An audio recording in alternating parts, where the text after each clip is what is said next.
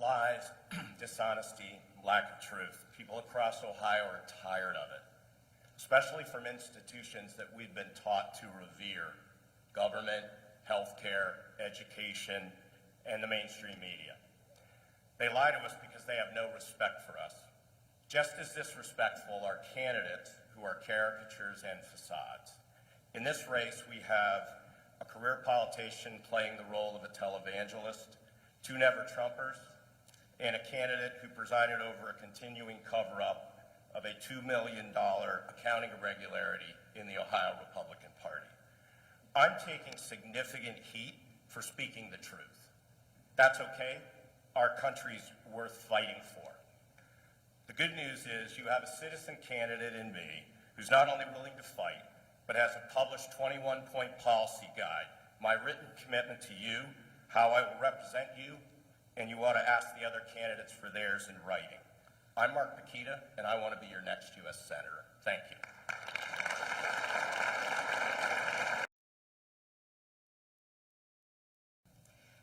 At the beginning of 2008, the Congressional Budget Office reported that the U.S. government's accumulated federal debt was $10 trillion.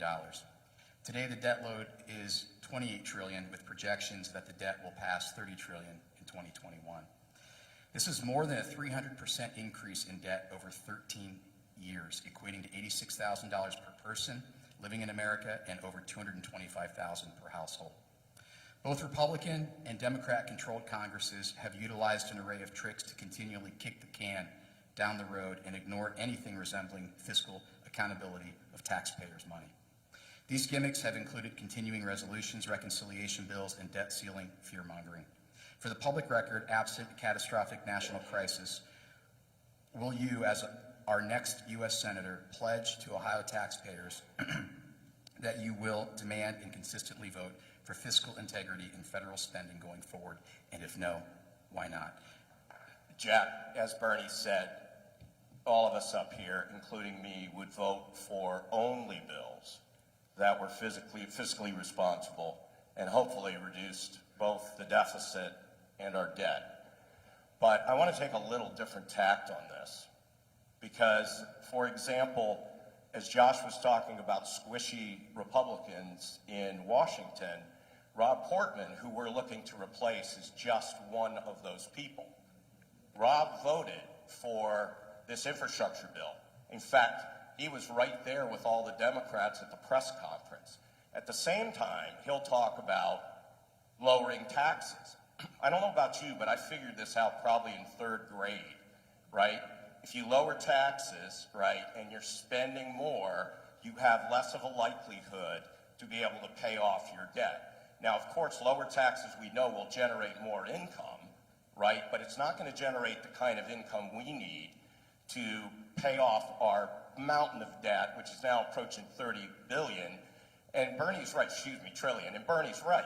If you look at the Green New Deal pieces of that bill, we're in dire straits right now, and we've got to get it corrected. You know, the Democrats are trying to monetize the debt, which means our 401ks turn into nothing because they want us to be more dependent on the government, not independent. So we've really got a lot of work to do. The Federal Elections Commission requires all U.S. Senate candidates to file a financial disclosures report within 30 days of declaring their candidacy or in May of the year declared, whichever is later. There's also a 90-day extension that can be filed with some fines. For all of the candidates, did you file your required disclosures report within the prescribed 30 days? If not, did you receive a 90-day extension?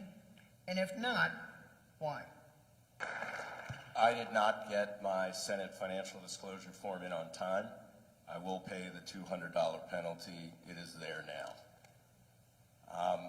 Bernie's correct. The three business people up on this stage, Mike, Bernie, and I, have very complex filings. It's because we built businesses, we put people to work, and that requires some complex financial engineering at times, including putting all of your assets on the line for years and years and years to be able to borrow money to create jobs for people. What we need to be doing in this country is generating entrepreneurs. Here's what entrepreneurs do. Entrepreneurs first give themselves a job to make themselves independent from the government. And then as they're successful, they create many more jobs. Personally, in my company, we created thousands between 1996 and the end of 2019. Bernie, Mike created jobs as well. But we put those people to work and made them independent of the government. These are not the 54% of Americans that are getting entitlements for the most part. They're the people that are paying for those entitlements. To fix our problems, we need to generate jobs, bring manufacturing back, and get back to personal responsibility and make thrift cool again. Thank you.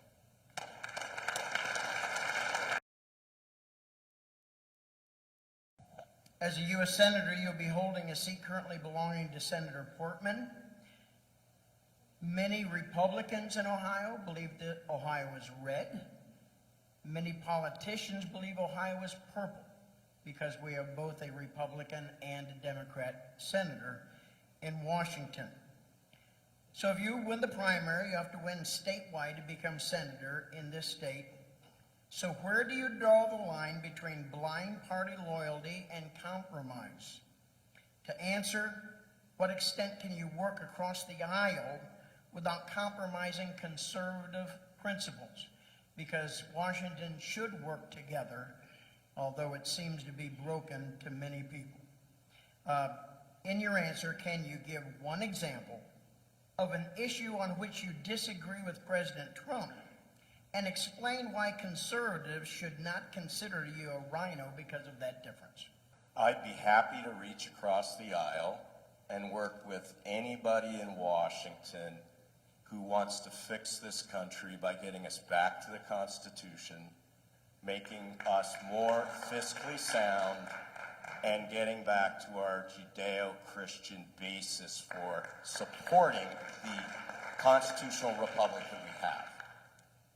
But I will tell you that I don't believe there are that many people that will act in that way, and we really don't have to worry about reaching across the aisle. We've got a lot of Republicans in Washington that don't act that way. And it's why you need to send citizen candidates who have been in business and created jobs. There's 3 of us up here that have created jobs, Mike, Bernie, and I, okay? The rest, I mean, how can you possibly work on legislation having to do with regulation or freeing businesses from regulation if you've never lived under those regulations?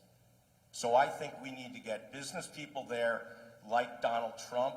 The one thing that I disagreed with President Trump on was the spending. Now, he didn't have control over that so much as Congress did, but we absolutely have to get our spending house in order. We need to spend 10 times the effort talking about reducing spending that we talk about reducing taxes.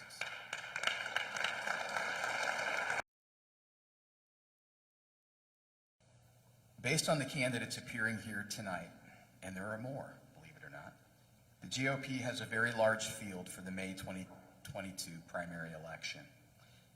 So in May, there will only be one winner, and that person will need significant resources to engage their Democrat opponent in the general election in November. Now, federal election laws provide losing candidates legal and legitimate ways to handle their residual campaign funds. You can give funds to charity, you can retain funds for future federal election plans, you can donate residual funds to a state or local party committee or to the winning candidate for use in the general election campaign. In the event you do not win this 2022 primary election, for the public record, which legitimate FEC option will you elect in regard to your campaign funds and why? I'd give any excess funds I have in my campaign account to the winner of the primary election. And I think that all of us up here ought to pledge to do that tonight, because this seat is way too important to lose because we're planning on running again. And there are some folks on this stage that have done that. Just ask Jim Renacci about the last Senate race that Josh dropped out of. And Jane can fill you in on that too. So I think we all ought to pledge tonight to do exactly what I just said. If we don't win, we give that money legally, adhering to FEC guidelines, to the winner of the primary. Who's with me?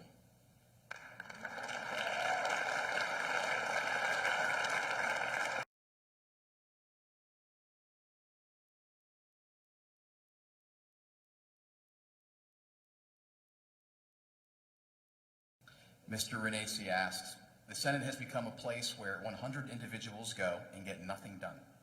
Per govtrack.us, there are currently 10,793 bills and resolutions before Congress. Only 65 have been enacted this session. What makes you think you can make a difference? Also, if you had the opportunity to run in 2018 when Mr. Mandel did and stepped aside, why now and why not then? I guess we're standing up now. I've spent a lot of time talking to Jim Renacci. Spent an hour and a half on the phone with him last week. And he's absolutely convinced there's no way to fix Washington. I don't agree with him, and I respectfully don't agree with him because I think he's got a lot of good insight to give about being there. What I will tell you is, I think we need a business approach. I think if you don't have sound business management principles, you can't make change in Washington. You have to go along to get along, like Bernie said. Mike, Bernie, and I are used to doing a couple of things, which we need in Washington. We need zero-based budgeting wherever we can get it, and we need a project mentality of what goes on there. That's sellable. I could sell it to you. I could sell it to other senators, right? Zero-based budgeting, every year you come to us and you tell us, what are you using the money for? What did you use it for? What value did you deliver? And then in terms of projects, there's a start and an end to them. They don't go on forever, which is a way to get at the deep swamp in bureaucracy.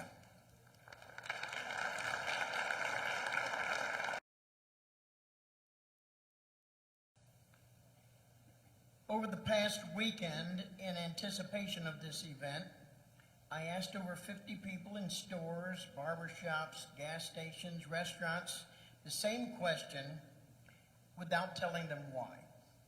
If you could ask candidates running for U.S. Senate one question, what would it be? Overwhelmingly, it was this basic response. How can voters have any confidence that the candidate will be the same person as the office holder? Why do people flip-flop? We've got two examples up here on the stage right now. It's money. JD's got money from California, venture capital, Silicon Valley, $10 million. Then we've got Josh, who's got Club for Growth money. They're running ads against JD. Now, do you think millions of dollars come with no strings attached? I mean, if you do, I've got some swampland in Florida I'd like to sell you, okay? I can tell you, there are no strings with me, right? I've made my bones. I sold my business. I came from a lower middle class family. At the end of 2019, I didn't like what Rob Portman was doing for Ohio, so I registered to primary him. Primary a sitting U.S. senator with that kind of power and money. Nobody else up here can say that. Nobody. I will also tell you the ORP, the Ohio Republican Party, is corrupt. Mike DeWine should not be reelected. He should be investigated. Thank you, Mr. Pukita. And Thank you, Mr. Pukita. Rob Portman has failed Ohio.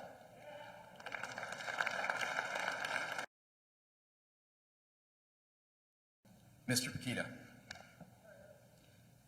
you claim you've been running a 2-year Senate campaign, longer than any of your stage mates this evening. Your critics claim you have garnered virtually no measurable voter support across Ohio. Questions for you. If the GOP base is looking for a candidate that can lead, motivate, and direct fellow senators in the right direction, do you believe your asymmetric fundraising approach and long-running strategy of consistent criticism, labeling, and questioning the faith of others will serve you well in the U.S. Senate representing Ohioans? Thank you. Thanks for the question. We did a survey this week. I'm not going to call it a poll. 56% of the voters we surveyed have not decided who they want to vote for in the Senate race. With 7 people in this race, you could win with between 20 and 25%, right? Maybe higher, maybe a little lower. In that survey, all but 3 people are polling within spitting distance of each other. And the 3 that were a little bit ahead are real close. Mike Gibbons, J.D. Vance, and Josh. There's a long way to go.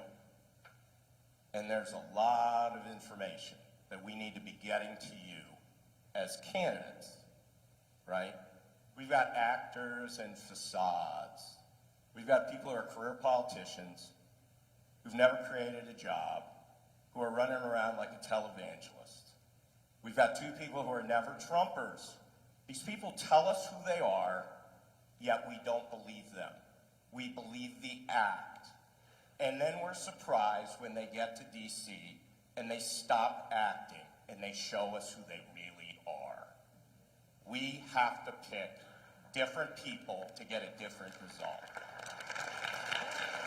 Thank you, Mr. Pukita. Just to clarify then, your strategy up to this point, yes or no, can win you this election and can help you in the U.S. Senate? Can you repeat that last piece again, Your Jay? campaign strategy to this point can win this election for you, and it can bode well for you as a U.S. Senator. Yes or no? Well, I reject the premise of the question because strategy changes, right? So the strategy we've been using thus far is going to be different than the strategy we use going forward. Thank you. Thank you.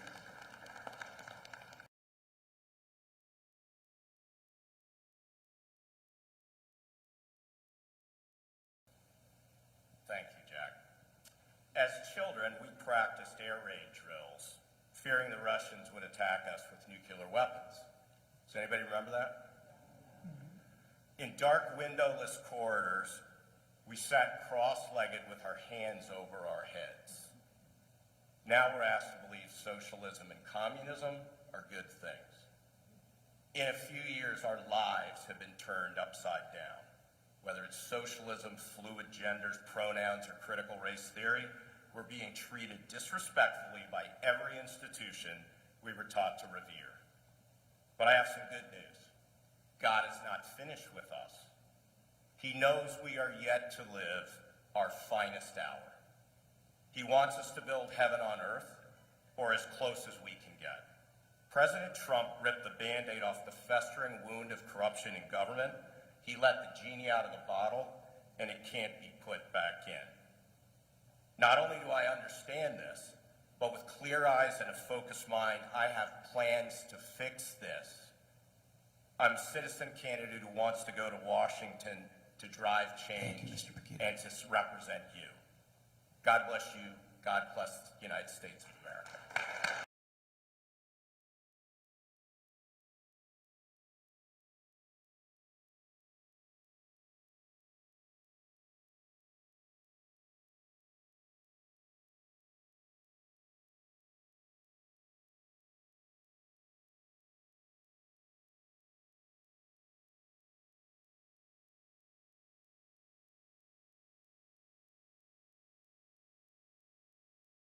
I'm going to Washington to take the other path.